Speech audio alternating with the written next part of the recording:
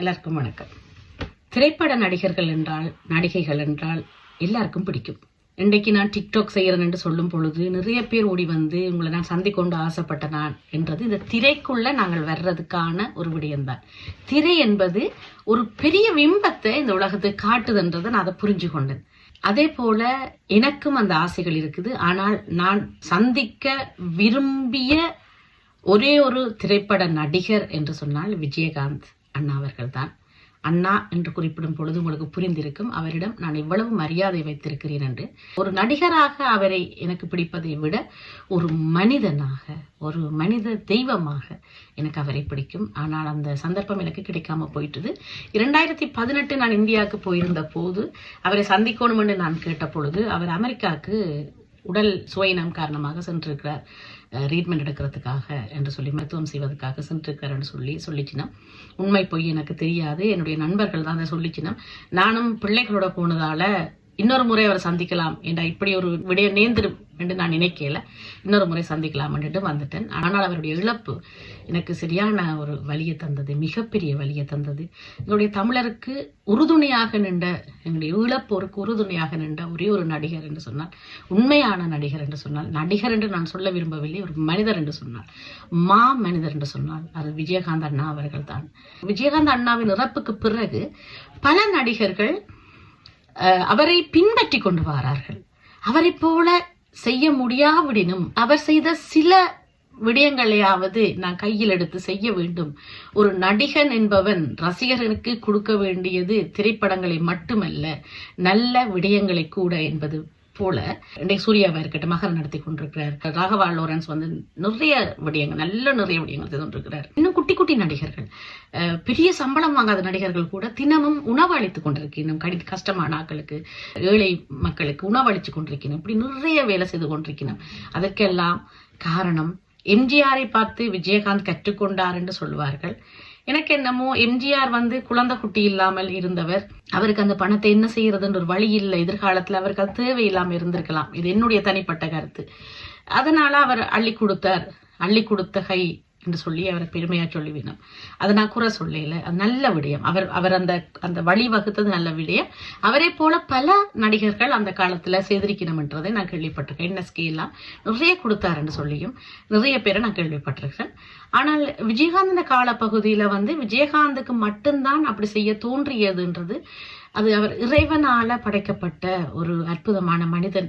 இறைவனே அவருக்குள்ள இருந்ததால தான் அவர் அப்படி செய்தார். இறைவன் அப்படி இருந்தாலும் கூட செய்திருப்பாரோ என்ற ஒரு கேள்வியும் எனக்குள்ள வந்திருக்குது.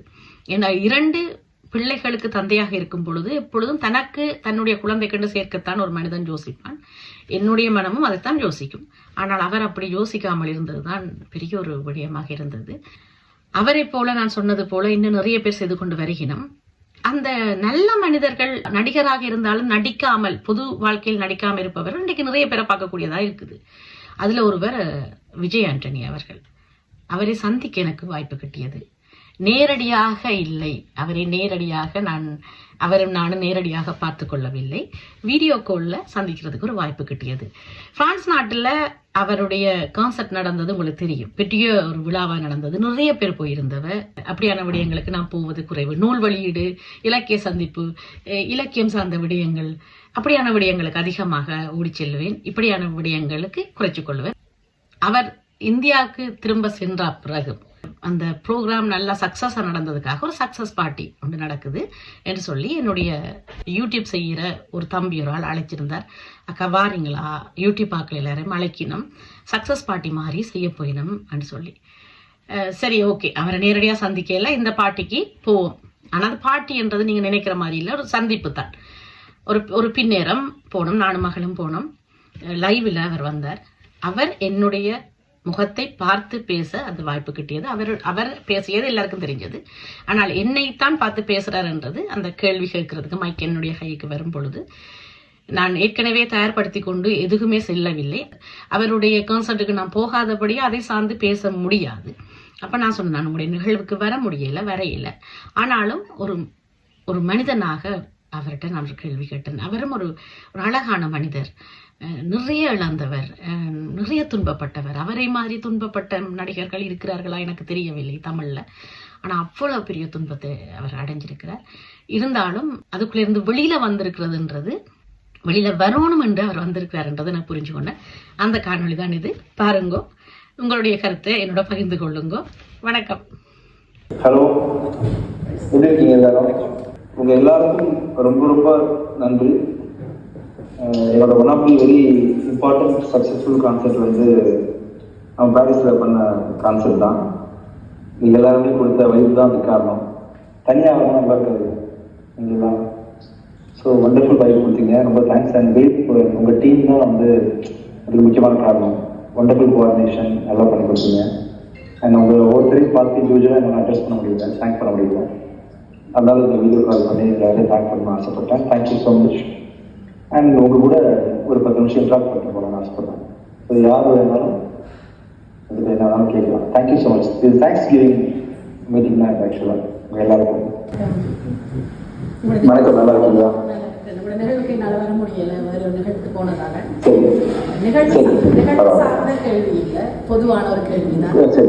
முதல்ல எல்லாரும் சார் கூப்பிட்டவன் நான் சகோதரன் கூப்பிட ஆசைப்படுறேன். ஏன்னா எங்களை சகோதரன் மாதிரி தான் உங்களோட படம் பார்க்கும்போது ஒரே ஒரு கேள்வி என்ன உணர்வு வந்தாலும், துன்பமா இருக்கட்டும், இன்பமா இருக்கட்டும், சோகமா இருக்கட்டும், மகிழ்வா இருக்கட்டும், எல்லாமே நீங்கள் அமைதியாவே கடந்து போற ஒரு மனிதரா பாக்க உங்களை பார்த்து நாங்களும் கற்றுக்கொள்ளணும் ஆசையா இருக்கு. ஏன்னா நீங்க பெரிய ஒரு இடத்துல இருந்தாலும் கூட நிறைய கல்லறிகளும் உங்களுக்கு விழுந்துருக்கு. ஆரம்ப நிலையங்களுக்கு நிறைய கல்லறி விழும்போது உங்களுக்கு எவ்வளவோ நிறைய நாங்கள் பார்த்துக்கொண்டு இருக்கிறோம். உங்களுடைய வாழ்க்கையும் இந்த வளர்ச்சியையும் அந்த நீங்கள் கடந்து வர வழிகளையும் பாதிக்கிறீங்க. அந்த அமைதி வந்து ஆச்சரியப்பட வைக்குது. ஒரு மனிதனா இப்படி இருக்க முடியுமா என்ற ஒரு ஆச்சரியப்பட வைக்குது. அந்த அமைதி எப்படி நீங்க உருவாக்கி கொண்டீங்க? ஒரு பிரச்சனை வந்தா வந்துடுவோம். வாழ்க்கையே பிரச்சனை இருக்கும், பழகிடுவோம் ஆக்சுவலா. ஸோ இதுதான் லைஃபா அப்படின்ற மாதிரி ஒரு முதிர்ச்சி மனசு ஆக்சுவலா. அப்புறம் வந்து பார்த்தீங்கன்னா எனக்கு எவ்வளோ பிரச்சனைகள் இருக்கும், அதுக்குள்ள மக்களோட அன்பு நீங்கள் யாருமே தெரியாது. எங்கிருந்தோ எனக்கு வந்து ஒரு ஃபேமிலியில வந்து சகோதரன் ஆக்கியிருக்கீங்க ஆக்சுவலா. அப்போ நீங்களா இருக்கும்போது எனக்கு அப்படின்னு புரிஞ்சுக்கலாம் உங்களுக்கு. எனக்கு வந்து வழக்கமாக வந்து ஒரு மனிதன் எத்தனை பேர் வந்து அன்பு செய்வாங்க, அம்மா அன்பு செய்வாங்க, அப்பா அன்பு செய்வாங்க, கூட மட்டும் 4 பேர், அப்புறம் ஃப்ரெண்ட்ஸ்ன்னு சொன்னால் ஒரு 20-30 பேர், ஒரு 100 பேர் வச்சுக்கோங்க. எனக்கு இல்லை பிரான்ஸ், மலேசியா மக்கள் வந்து எவ்வளோ பேர் வந்து அன்பாக பார்த்துக்கிறாங்க. அப்போ வந்து எவ்வளோ பேர் கஷ்டப்படும் போது, இவ்வளோ கஷ்டம் இருந்தாலும் நான் எவ்வளோ நல்லா இருக்கேன் ஸோ அப்படின்னு கிராட்டிடியூட்னு சொல்லுவாங்க இல்லையா. ஸோ நமக்கு எவ்வளோ பிளெஸிங்ஸ் கிடைச்சிருக்கு. மியூசிக்கே தெரியாது இன்ஃபேக்ட். ரொம்ப ஃபேக்டாக சொல்லணும்னா மியூசிக் கூட தெரியாது. ஒரு நிகழ்ச்சியில் வந்து கோரஸ் கூட பாடுறதுக்கு நான் வந்து வாய்ப்பு இல்லாமல் காத்துக்கிட்டு இருக்கேன். கோரஸ் கூட வாய்ப்பு கிடைக்காம போயிருக்கேன். அப்படிப்பட்ட நான் நீங்கள் வந்து மலேசியா லைவ் கான்செப்ட் சொல்ல போயிருக்கோம். திருப்பி 2.5 கூப்பிட்றாங்க. திருப்பி நீங்கள் வந்து 2.3 கூப்பிட்றாங்க. 2.0 போகிற கேட்கும்போது மக்களோட அளவுக்கு அதிகமான அன்பு எனக்கு கொட்டும்போது பாசிட்டிவாக தான் எனக்கு தோணுது. இருக்கக்கூடிய நல்ல விஷயங்கள்லாம் ஃபாலோ பண்ண தோணுது. எவ்வளோ பிரச்சனைகள் இருந்தாலுமே எவ்வளோ சுற்றி நல்ல விஷயம் இருக்குன்னு சொல்லிட்டு முடிஞ்ச வரைக்கும் அது பெரிய மனவர்கள் பதவியும் அமைதியும் கொடுக்குது. நீங்கள் தான் காரணம். ஸோ குறிப்பாக ஒரு வார்த்தையில் சொல்லணும்னு சொன்னால் நான் ஹாப்பியாக பாசிட்டிவாக இருக்கிறாங்க நீங்கள் தான்.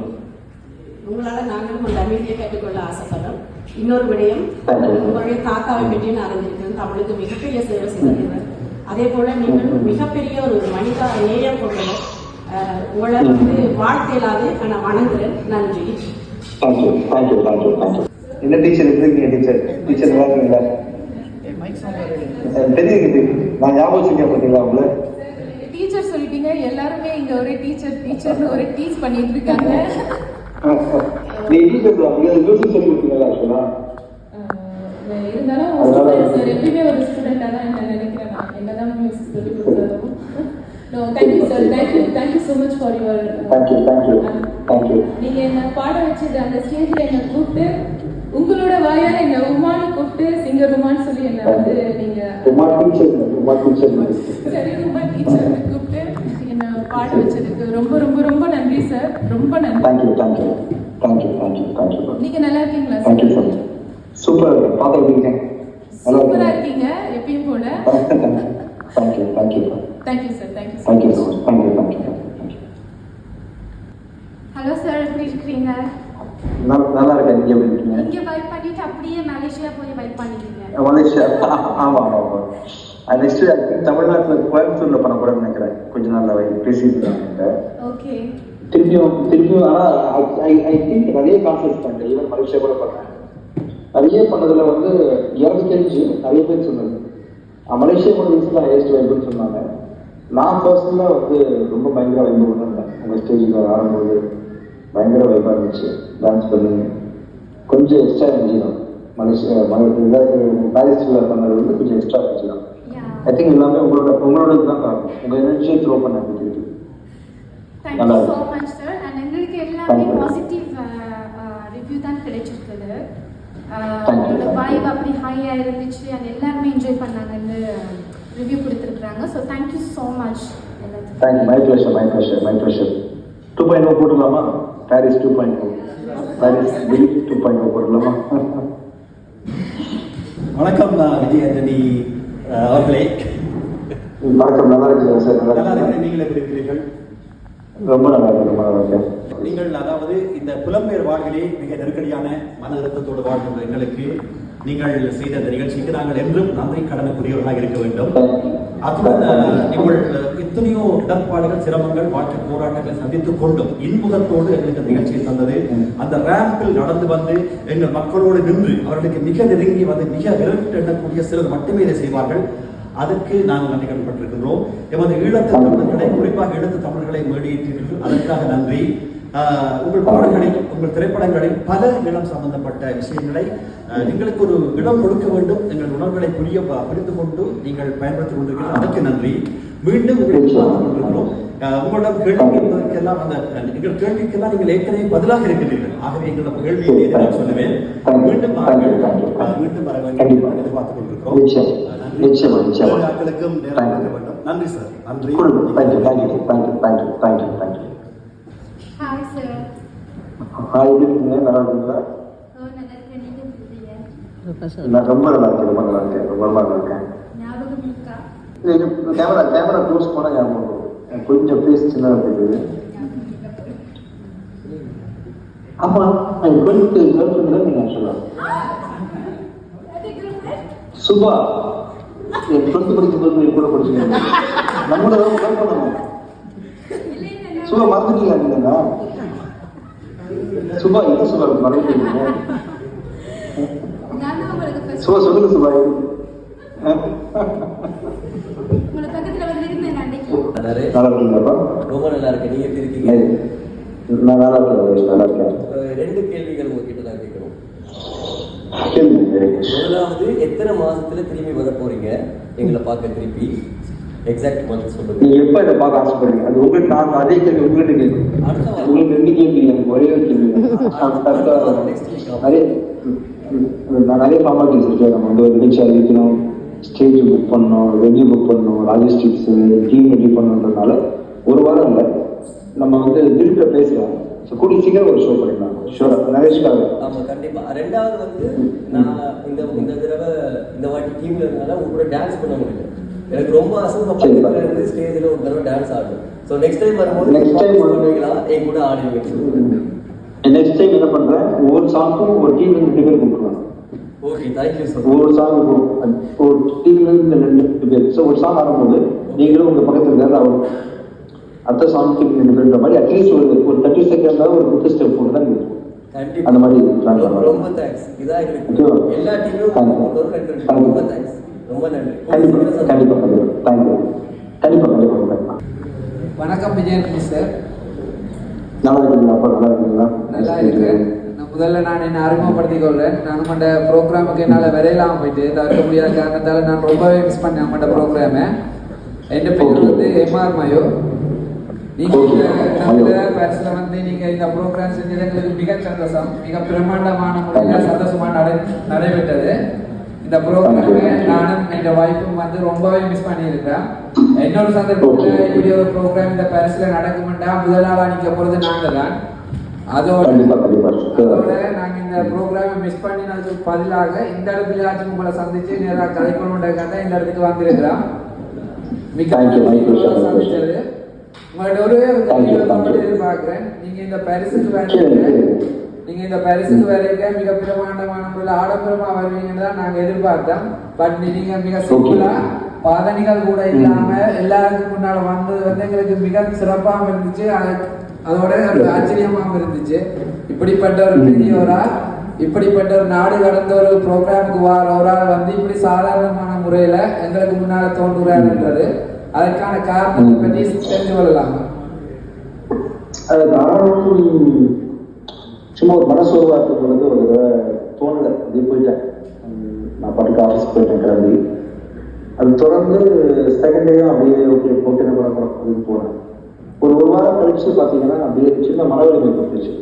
அதாவது நம்ம லைஃப்ல வந்து ஆசையை துன்பத்துக்கு காரணம் கேள்விப்பட்டிருக்கீங்க, புத்தகம் சொல்லியிருக்காரு. ஆசைதான் பிரச்சனை எல்லாருக்குமே. ஸோ நம்ம போடுற செருப்புலேயே பார்த்தீங்கன்னா பிராண்டட் ஷூ, பிராண்டட் செருப்பு ஒரு 1000 ரூபாய்க்கு கூட செருப்பு கிடைக்கும். ஆனால் மக்கள் வந்து ஒரு சில பிராண்ட்லாம் போட்டு இது வந்து செருப்பு 5 லட்சம் ரூபான்னு சொல்லுவாங்க. ஸோ மனசுல வந்து ரொம்ப பெரிய ஆசை துன்பத்துக்காக முடிஞ்ச வரைக்கும் சில விஷயங்களை அட்டாச்மெண்ட் இல்லாமல் கொஞ்சம் அதாவது நிறைய வேலைகள் பண்ணிட்டு இருக்கேன். நிறைய படங்கள் ப்ரொடியூஸ் பண்ணுறேன், நடிச்சிட்டு இருக்கிறேன், நான் மியூசிக் கம்போஸ் பண்ணிட்டு இருக்கிறேன். நிறைய ப்ரெஷர் பண்ணிட்டு. ஸோ அந்த ப்ரெஷர்லாம் வந்து கம்மி பண்ணுறதுக்கு சில விஷயங்கள் கேட்குதான் நான் பேசுறது. கால் வந்து தரையில் நடந்து போகும்போது ஜில்லுன்னு இருக்கும்.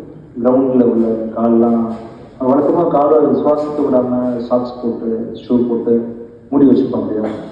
ஸோ அது நடந்து போகும்போது எனக்கு திரும்ப கொஞ்சம் சில பாசிட்டிவ் கிடைச்சிது செருப்பெல்லாம் நடக்கும்போது. ஸோ எவ்வளோ முடியுமோ அது வரைக்கும் கான்செப்ட் பண்ணும்போது என்னால் வந்து செருப்பெல்லாம் ஆணிகள் இருக்கும். ரொம்ப வெயில் அடிக்கும்போது ரோடு தார் ரோடு ரொம்ப சொல்லுறதுக்கு அந்த செருப்பு போட்டுக்கலாம். முடிஞ்ச வரைக்கும் வீட்டில் ரோட்லலாம் செருப்பு இல்லாமல் போகிறதுக்கு பழகிறேன். ரொம்ப நல்லா ஃபீலிங் குட். நாளைக்கு நீங்கள் கூட இருந்து பார்த்தீங்கன்னா ஒரு சின்ன ஒரு ஸ்ட்ரென்த் கிடைக்கும்.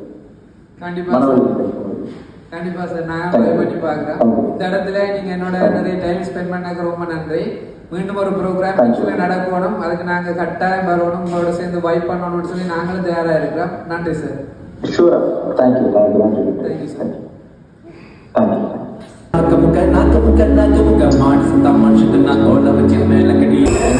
கான்செப்ட்ன்றது வந்து நான் வந்து வழக்கமாக ஒரு கான்செப்ட் மாதிரி இதை கன்சிடர் பண்ணுறதில்ல.